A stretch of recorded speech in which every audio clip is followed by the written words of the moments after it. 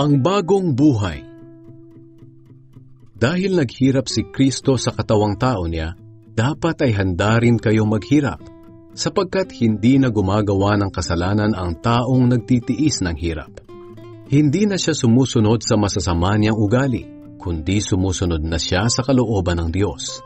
Kaya huwag na ninyong gawin ang mga ginagawa niyo noon, ang mga bagay na gustong gawin ng mga taong hindi kumikilala sa Diyos.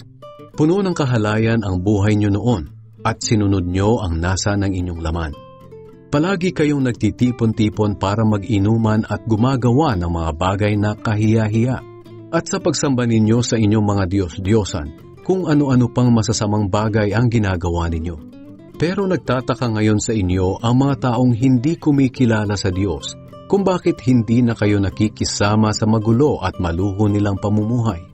Kaya nagsasalita sila ng masama sa inyo. Ngunit mananagot sila sa Diyos sa ginagawa nila.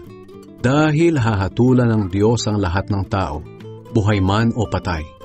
Ito ang dahilan kung bakit ipinangaral ang magandang balita sa mga taong patay na. Nang sa ganoon, kahit patay na sila sa laman at mahatulan tulad ng lahat ng tao, mabubuhay pa rin sila sa espiritu gaya ng Diyos.